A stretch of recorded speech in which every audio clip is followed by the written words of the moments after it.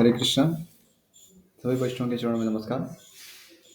ओम अज्ञानतिमिरन्धस्य ज्ञानाञ्जनशलाकया चक्षुरुन्मीलितं येन तस्मै श्रीगुरवे नमः। श्रीचैतन्यमनोभीष्टं स्थापितं येन भूतले स्वयं रूपः कदा मह्यं ददाति स्वपदान्तिकं। वाञ्छाकल्पतरुभ्यश्च कृपासिन्धुभ्य एव च पतितानां पावनेभ्यो वैष्णवेभ्यो नमो नमः। श्रीकृष्ण चैतन्य प्रभु नित्यानंद श्री अद्वैत गदाधर श्रीवासादि गौरभक्तवृंद। हरे कृष्णा कृष्ण कृष्णा हरे हरे, हरे राम राम राम हरे हरे। सभी भक्तों का स्वागत है आज की श्रीमद् वाल्मीकि रामायण कथा में। हमने पढ़ा किस प्रकार से समुद्र मंथन होता है देवता और दैत्यों की सहायता से, और समुद्र मंथन के अंत में अमृत की प्राप्ति होती है, लेकिन उसी अमृत के लिए देवता और दानवों में युद्ध छिड़ जाता है। देवता अमृत को पाकर बलिष्ठ होकर दैत्यों का वध करते हैं, और अभी इससे आगे पढ़ेंगे। षट्चत्वारिंशः सर्गः 46वां सर्ग।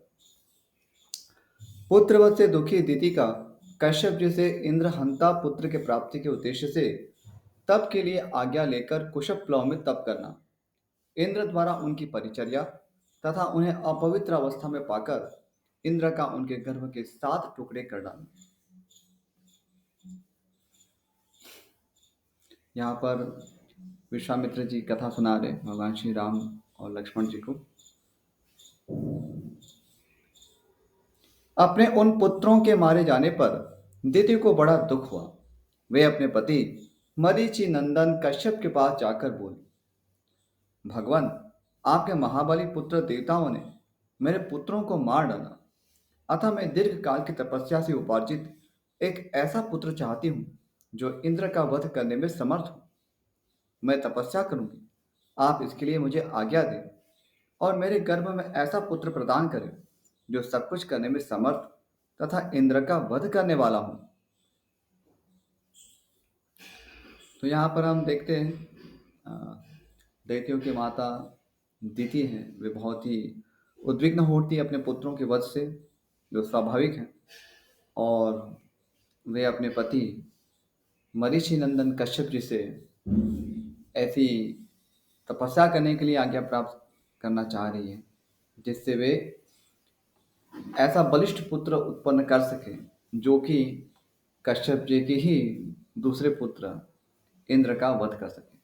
तो एक पिता के लिए बहुत ही एक धर्म संकट का विषय है कि वो उनकी एक स्त्री ऐसी ऐसे पुत्र की कामना कर रही है कि जो उनके दूसरे पुत्र का वध कर सके।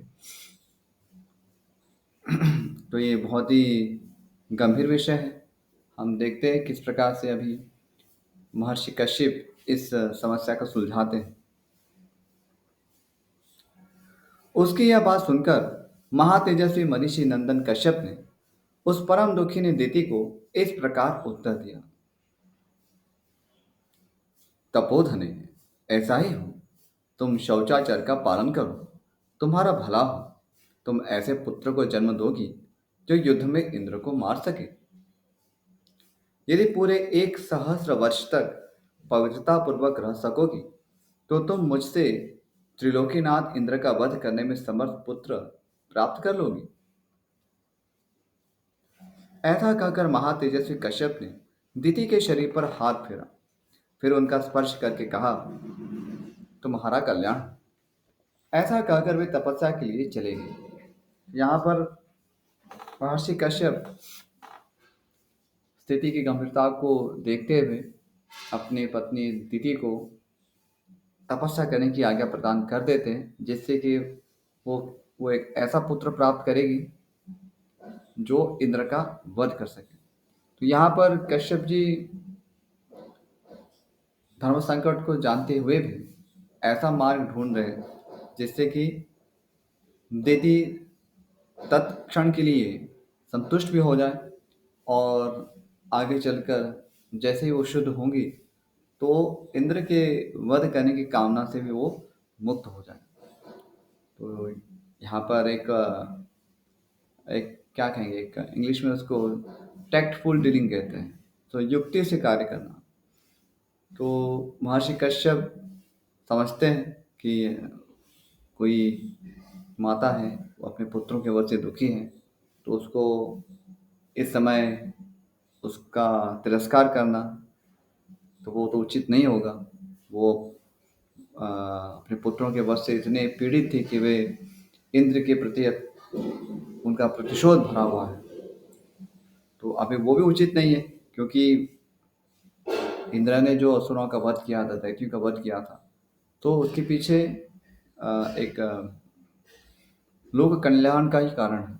क्योंकि असुर स्वाभाविक रूप से दुष्ट होते हैं और वे अ,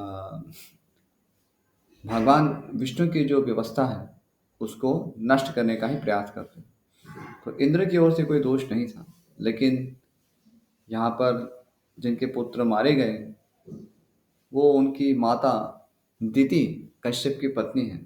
और चूंकि कश्यप प्रजापति है, तो उन्होंने तो देवता, दानव, दैत्य, असुर सभी को जन्म दिया है।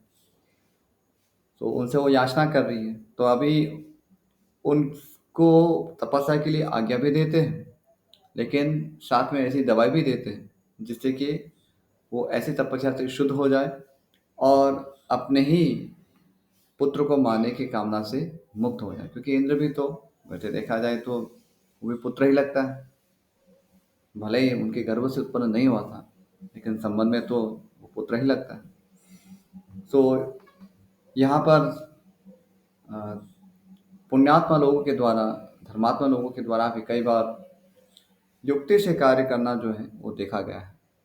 तो कई बार सीधा किसी वस्तु का विरोध करना संभव नहीं होता है, तो उसका विरोध करना ही है, लेकिन इस प्रकार से करना जिससे कि वस्तु का समाधान निकट भविष्य में हो जाए। तो ये हम यहाँ से शिक्षा प्राप्त कर सकते हैं। आगे, नरश्रेष्ठ, उनके चले जाने पर दिति अत्यंत हर्ष और उत्साह में भरकर कुशप्लव नामक तपोवन में आई और अत्यंत कठोर तपस्या करने लगी। पुरुष प्रवर श्री राम दिति की तपस्या करते समय सहस्र लोचन इंद्र विनय आदि उत्तम गुण संपत्ति से युक्त हो उनकी सेवा टहल करने लगे।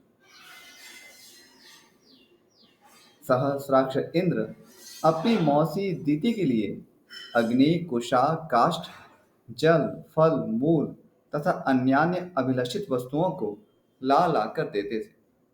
अब देवराज इंद्र को तो यह ज्ञात हो चुका था कि उनकी ही मौसी, जो उनके लिए माता तुल्य है, वे उनका वध करना चाहती हैं।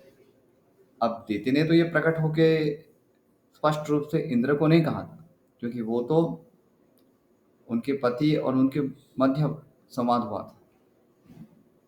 तो वे भी अभी धर्म संकट का अनुभव कर रही है कि ये इंद्र मेरी इतनी सेवा कर रहा है और मैं तो इसी के वध के लिए तपस्या कर रही हूँ। अब उसको कैसे कहूँ कि मैं तुम्हारा ही वध चाहती हूँ। लेकिन इंद्र भी चतुर है, तो वो भी यहाँ पर युक्ति से कार्य कर रहे हैं। तो उनकी सेवा शुश्रूषा में लग गए। इंद्र मौसी की शारीरिक सेवाएं करते, उनके पैर दबाकर उनकी थकावट मिटाते तथा ऐसी अन्य आवश्यक सेवाओं द्वारा वे हर समय दीदी की परिचर्या करते थे। रघुनंदन, जब सहस्र वर्ष पूर्ण होने में कुल 10 वर्ष बाकी रह गए, तब एक दिन दीति ने अत्यंत हर्ष में भरकर सहस्र लोचन इंद्र से कहा, अब परिणाम आने में केवल 10 साल ही बाकी है। माता दीति कह रही है, बलवान में श्रेष्ठ वीर, अब मेरी तपस्या के केवल 10 वर्ष और शेष रह गए हैं। तुम्हारा भला हो, 10 वर्ष बाद तुम अपने होने वाले भाई को देख सकोगे। और अब वो क्या कह रही है आगे, सुनिए। बेटा, मैंने तुम्हारे विनाश के लिए जिस पुत्र की याचना की थी, वह जब तुम्हें जीतने के लिए उत्सुक होगा, उस समय मैं उसे शांत कर दूंगी। तुम्हारे प्रति उसे वैर भाव से रहित तथा भ्रातृ स्नेह से युक्त बना दूंगी। फिर तुम उसके साथ रहकर उसी के द्वारा की हुई त्रिभुवन विजय का सुख निश्चिंत होकर भोगना। सूर्यश्रेष्ठ, मेरे प्रार्थना करने पर तुम्हारे महात्मा पिता ने 1000 वर्ष के बाद पुत्र होने का मुझे वर दिया है। तो माता दीदी यहाँ पर स्पष्ट रूप से प्रकट भी कर देती है, एक स्त्री है। अ, स्वाभाविक रूप से स्त्रियाँ स्वभाव सरल होता है, तो वे इंद्र की सेवा से इतने प्रसन्न हो गई और उनसे यह रहस्य प्रकट कर दिया कि मैं आपके विनाश के लिए सब तपस्या कर रही थी, पर कोई बात नहीं, मैं उसका समाधान कर दूंगी कि मेरा जो होने वाला पुत्र होगा वो आपका विनाश नहीं करेगा। अस्तु, आगे। ऐसा कहकर अदिति नींद से अचेत हो गई। उस समय सूर्यदेव आकाश के मध्य भाग में आ गए थे। दोपहर का समय हो गया था। देवी अदिति आसन पर बैठे बैठे झपकी लेने लगी। सिर झुक गया और केश पैरों से जा लगे। इस प्रकार निद्रावस्था में उन्होंने पैरों को सिर से लगा लिया। तो शीर्ष का जो भाग है वो पवित्र है या उच्च माना जाता है, और उसको पैरों के साथ उसका स्पर्श होना वो अ, वैदिक समाज में एक अपवित्रता या मलिनता माना जाता है। आगे, उन्होंने अपने केशों को पैरों पर डाल रखा था। अब तंद्रावस्था में थी, उन्हें कोई बोध नहीं था, तो अपने केश जो है उनके पैरों पर चले गए और वो बैठी थी। ऐसा नहीं था कि वो लेटे हुए थे, तो बैठे बैठे ही उनके केश पैरों पर चले गए। सिर को टिकाने के लिए दोनों पैरों को ही आधार बना लिया था। तो इसी कुछ अवस्था थी, तो बैठे बैठे सिर झुक गया और वो सिर पैरों पर ही आ गया। यह देख दीति को अपवित्र हुई जान इंद्र हंसे और बड़े प्रसन्न हुए। तो ये एक मलिन अवस्था मानी जाती है। अब जो नीति नियमों का पालन करते हैं तो वही इसको समझ सकते हैं कि इस प्रकार से पैरों पर सिर रख के सोना वो मलिनता है, और ये व्रत आचरण कर रही थी माता दीदी, तो उसके लिए ये एक शर्त थी कि उन्हें पवित्र रहना है। लेकिन यहाँ पर वे प्रमादवश उनसे एक त्रुटि हो गई। श्री राम फिर तो सतत सावधान रहने वाले इंद्र माता दीति के उदर में प्रविष्ट हो गए और उसमें स्थित हुए गर्भ के उन्होंने 7 टुकड़े कर डाले। अब यहाँ पर देखते हैं कि देवराज इंद्र अपने विनाश की आशंका से बहुत भयभीत थे। जैसे यद्यपि माता दीति ने उनको आश्वासन दिया था कि उनका होने वाला पुत्र इंद्र का विनाश नहीं करेगा, लेकिन फिर भी भाई के कारण इंद्र ने सोचा कि ये एक उचित समय है, तो क्यों ना मैं इस समय ही उसका उस गर्भ का नाश कर देता हूँ। तो ये एक देवराज इंद्र की ओर से जो भी एक पाप घटित हुआ, वस्तुतः आत्मरक्षा करना वो उपाय है, लेकिन जब उनको सांत्वना प्राप्त हुई है तब भी वे इतने अपने देह के प्रति इतनी आसक्ति के कारण अपने ही भाई का वध करने के लिए वो तैयार हो जाते हैं। तो ये एक अनर्थ है। देहात्म बुद्धि के कारण ही हम अपने विषय में इतना कुछ सोचते हैं जितना हमें सोचना नहीं चाहिए। शरीर के संबंध में कुछ धर्म बनता है, उसको अ, आहार देना, उसका ध्यान रखना, उसके द्वारा कुछ धर्म संपादित करना, भक्ति करना, तो ये सब अ, उसकी आवश्यकता है। लेकिन यह भी हमें समझना है कि इस शरीर का एक ना एक दिन विनाश होता ही है। और यहाँ पर देवराज इंद्र वे यद्यपि इस विषय को जानते हैं और अपने शत्रु के विनाश के लिए सदा वे तत्पर रहते हैं, परंतु उन्हें सांत्वना दी जा चुकी है माता अदिति के द्वारा कि उन्हें उनके आने वाले पुत्र से भय की कोई बात नहीं है। लेकिन फिर भी देवराज इंद्र इसको नहीं भूल पाए, उनको हमेशा भय सता रहा है। तो भय का यहाँ पर जो अनुचित कारण है वो देहात्म बुद्धि का ही सूचक है। आपको सांत्वना प्राप्त हो रही है, तब भी आप ऐसे निकृष्ट कर्म पे उतारू हो जाते हैं, तो वो देह के प्रति आसक्ति ही दिखाती है। ये हमारे लिए शिक्षा है कि हम भी यदि अपनी देहात्म बुद्धि में यदि अधिक समय लगाते हैं, उसी के लिए हम अपना समय शक्ति इन्वेस्ट करते हैं, तो हमें जहाँ पर अ, कोई भय का स्थान नहीं होगा, वहाँ पर भी हमें भय प्राप्त होगा। तो यही हो रहा है, पर परिणाम क्या होता है आगे देखते हैं। श्री राम उनके द्वारा 100 पर्वों वाले वज्र से विदीर्ण किए जाते समय वह गर्भस्थ बालक जोर जोर से रोने लगा। इसे दीति की निद्रा टूट गई। वे जाग कर उठ बैठे। तब इंद्र ने उस रोते हुए गर्भ से कहा, भाई मत रो, मत रो। परंतु महातेजस्वी इंद्र ने रोते रहने पर भी उस गर्भ के टुकड़े कर ही डाले।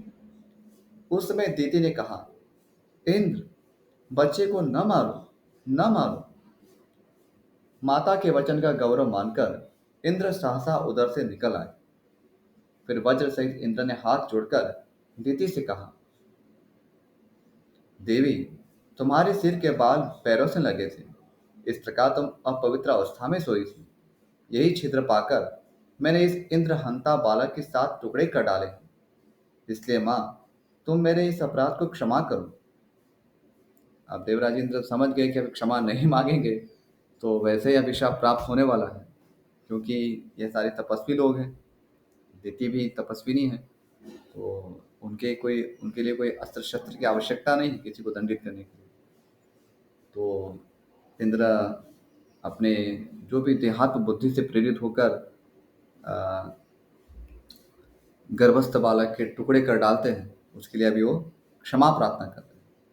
पर क्या उन्हें क्षमा प्रार्थना का सही उत्तर प्राप्त होता है, आगे के सर्ग में देखते हैं। दिति का अपने पुत्रों को मरुदगण बनाकर देवलोक में रखने के लिए इंद्र से अनुरोध। इंद्र द्वारा उसकी स्वीकृति। दिति के तपोवन में ही इक्ष्वाकु पुत्र विशाल द्वारा विशाला नगरी का निर्माण तथा वहां के तत्कालीन राजा सुमति द्वारा विश्वामित्र मुनि का सत्कार। इंद्र द्वारा अपने गर्भ के 7 टुकड़े कर दिए जाने पर देवी दीति को बड़ा दुख हुआ। वे दुर्धर्ष वीर सहस्राक्ष इंद्र से अनुनय पूर्वक बोली, देवेश, बलसूदन, मेरे ही अपराध से इस गर्भ के 7 टुकड़े हुए हैं। इसमें तुम्हारा कोई दोष नहीं है। तो यहाँ पर माता देवी स्वयं अपने आप को ही कोस रही है कि मैंने क्योंकि ऐसा संकल्प किया था जिसके कारण तुम इतने व्यथित हुए और तुम्हें ऐसा कुकृत्य करना पड़ा। तो ऐसा क्यों हो रहा है? प्रश्न हो सकता है कि जिसने एक बार इंद्र के वध का संकल्प लिया था और अभी वही इंद्र के फेवर में कह रहे हैं, उनके भले के लिए ऐसा कह रहे हैं, ऐसा क्यों? तो ये उस व्रत का प्रभाव था, क्योंकि उन्होंने पवित्र रहने के लिए सब प्रकार की तपस्याएं की थी, जिसमें किसी के प्रति भी अनिष्ट ना सोचना, किसी का अनिष्ट ना तो करना। तो ये सब तपस्याओं से, इस सारे व्रत के कारण उनका हृदय उससे शुद्ध हुआ था। तो हम जो भी व्रत तपस्याएं करते हैं, तो उसका वास्तविक जो फल है वो हृदय शुद्धि है, या इसे आत्मशुद्धि भी कहते हैं। प्राय हम क्या सोचते हैं कि कुछ इससे पुण्य प्राप्त हो जाएगा और उससे हमें कुछ भविष्य में भोग प्राप्त होंगे, या हमें कुछ हमारे कष्ट है उससे हमें मुक्ति प्राप्त होगी। तो ये सारे व्रत जो है उसका वास्तविक प्रयोजन नहीं है। इस प्रकार के फलश्रुतियाँ शास्त्रों में होती हैं, जिससे व्यक्ति तपस्या की ओर अग्रसर होता है। लेकिन वो फलश्रुति ऐसा ही जैसे छोटे बालक को औषध सेवन करवाने के लिए उसको मिठाई का प्रलोभन दिया जाता है। तो मिठाई देना वो प्रयोजन नहीं है, लेकिन बच्चा क्योंकि मिठाई खाना चाहेगा, वो दवाई तो खाना नहीं चाहेगा, इसलिए उसको मिठाई सामने दिखाते हैं। तो वो फलश्रुतियाँ हैं। तो यहाँ पर महर्षि कश्यप जी समझते थे कि उनकी पत्नी अदिति बहुत ही दुखी है अपने पुत्रों के वध से। यदि भी उनके पुत्र दुष्ट थे, वो जानते थे, लेकिन माता फिर भी माता है और ऐसे दुख से बाहर नहीं निकल पा रही है। इसलिए उन्होंने ऐसा मार्ग चुना जिससे उनका हृदय शुद्ध हो सके और फिर वे अपने ही ऐसे घोर संकल्प से निवृत्त हो जाए। तो वे अभी अपने आप को ही कोस रही हैं कि ये मेरा ही अपराध है, क्योंकि मैंने ही आप में इतना भय का निर्माण किया, जबकि दोष मेरे पुत्रों का ही था। आगे, इस गर्भ को नष्ट करने के निमित्त तुमने जो क्रूरतापूर्ण कर्म किया है, वह तुम्हारे और मेरे लिए भी जिस तरह प्रिय हो जाए, जैसे भी उसका परिणाम तुम्हारे और मेरे लिए सुखद हो जाए, वैसा उपाय मैं करना चाहती हूँ।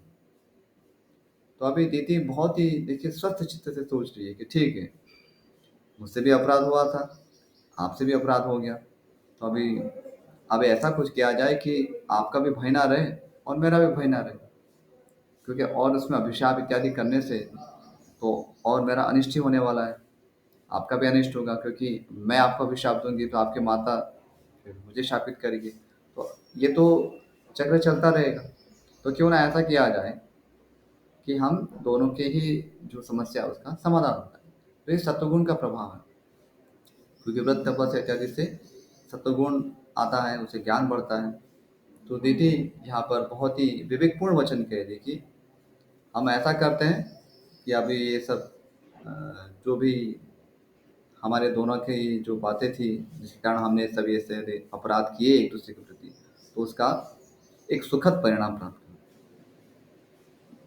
वह कह रही है, मेरे गर्भ के वे सातों खंड 7 व्यक्ति होकर सातों मरुदगणों के स्थानों का पालन करने वाले हो जाए।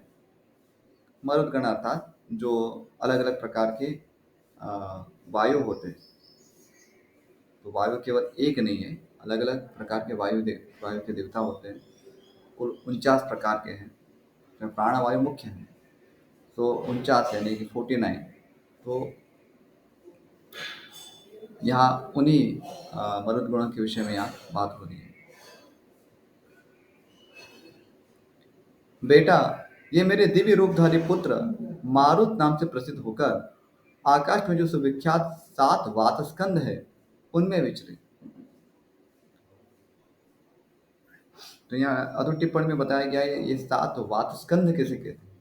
वात का अर्थ तो समझ में आता है वायु, और स्कंध जो है तो यहाँ बताया जा रहा है आवह प्रवह संवह उद्वह विवह परिवह और परावह, ये 7 मरुत हैं।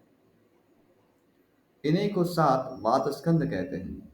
यानी वातस्कंध कहने से जो अभिप्राय है कि ये 7 प्रकार के जो देवता जो है उसी के रूप में वो जाने जाए।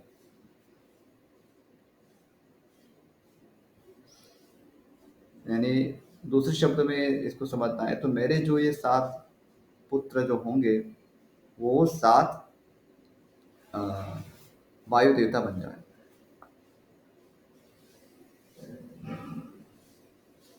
आगे, ऊपर जो 7 मरुद बताए गए हैं ये 7 के गण हैं। इस प्रकार 49 मरुद समझने चाहिए। इनमें से जो प्रथम गण है वह ब्रह्मलोक में विचरे, दूसरा इंद्रलोक में विचरण करे तथा तीसरा महायशस्वी मरुदगण दिव्य वायु के नाम से विख्यात हो अंतरिक्ष में बहा करे। तो अभी वो 7 मुख्य गण थे और हर एक गण में 7 थे, तो टोटल कुल मिला के 49 यानी 49 टुकड़े हुए थे इंद्र के द्वारा दीति के गर्भ के। तो यहाँ पर उन्हीं की बात हो रही है। तो उसका अलग अलग लोकों में उनका स्थान देने के लिए बात हो रही है। तो एक वर्ग जो होगा, एक गण होगा वो ब्रह्मलोक में रहेगा, दूसरा इंद्रलोक में, तीसरा जो होगा वो दिव्य वायु के नाम से अंतरिक्ष लोक में रहे। अंतरिक्ष लोक जिसे भुवर लोक भी कहते हैं। आगे, सुरश्रेष्ठ तुम्हारा कल्याण हो। मेरे शेष 4 पुत्रों के गण तुम्हारी आज्ञा से समयानुसार संपूर्ण दिशाओं में संचार करेंगे। तुम्हारे रखे हुए नाम से तुमने जो माँ रुदह कहकर उन्हें रोने से मना किया था, उसी माँ रुदह इस वाक्य से वे सब के सब मारुत कहलाएंगे। तो मारुत शब्द जो है वो इस प्रकार से उसको अर्थ प्राप्त होता है कि रो मत माँ रुद। तो माँ रुद से माँ रुता, इस प्रकार से उसकी व्युत्पत्ति हुई है।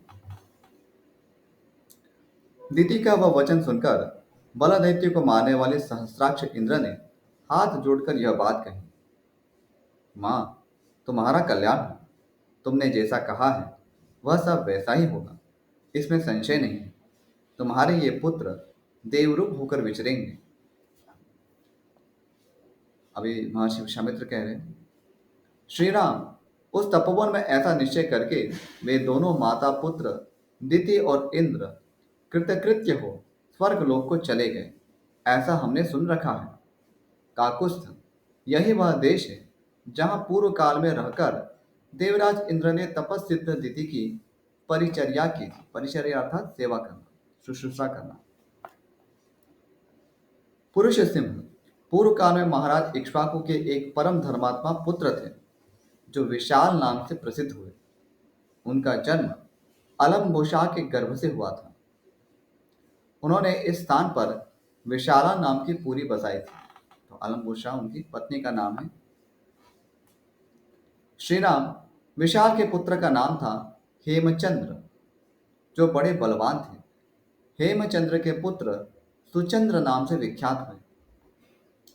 श्री रामचंद्र सुचंद्र के पुत्र धूम्राश्व और धूम्राश्व के पुत्र सृंजय हुए। सृंजय के प्रताप पुत्र श्रीमान सहदेव हुए। सहदेव के परम धर्मात्मा पुत्र का नाम कुशाश्व था।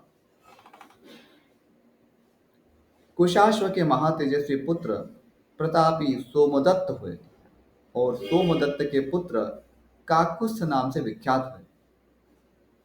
काकुस्थ के महातेजस्वी पुत्र सुमति नाम से प्रसिद्ध हैं, जो परम कांतिमान एवं दुर्जय वीर है। वे इस समय इस पुरी में निवास करते हैं। महाराज इक्ष्वाकु के प्रसाद से विशाला के सभी नरेश दीर्घायु, महात्मा, पराक्रमी और परम धार्मिक होते आए हैं। नरश्रेष्ठ, आज एक रात हम लोग यहीं सुखपूर्वक शयन करेंगे, फिर कल प्रातःकाल यहाँ से चलकर तुम मिथिला में राजा जनक का दर्शन करोगे। नरेशों में श्रेष्ठ महातेजस्वी महायशस्वी राजा सुमति विश्वामित्र जी को पुरी के समीप आया हुआ सुनकर उनके अगवानी के लिए स्वयं आए। अपने पुरोहित और बंधु बांधवों के साथ राजा ने विश्वामित्र जी की उत्तम पूजा करके हाथ जोड़ उनका कुशल समाचार पूछा और उनसे इस प्रकार कहा, मुने, मैं धन्य हूँ। आपका मुझ पर बड़ा अनुग्रह है, क्योंकि आपने स्वयं मेरे राज्य में पधार कर मुझे दर्शन दिया। इस समय मुझसे बढ़कर धन्य पुरुष दूसरा कोई नहीं है। ये सारे वचन शिष्टाचार के अंतर्गत है और हमारे लिए कर्तव्य है कि जब भी कोई ऐसे दिव्य पुरुष, कोई धर्मात्मा पुरुष, कोई साधु पुरुष हमारे घर में आते हैं तो सामने से जाकर उनकी अगवानी की जाती है। तो यही शिष्टाचार है।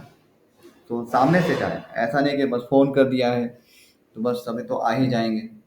तो फ़ोन करके ये भी निश्चित कर सकते हैं कि जब वो आ रहे हैं तो थोड़ा सा कुछ कदम आगे चल के उनका स्वागत करना चाहिए।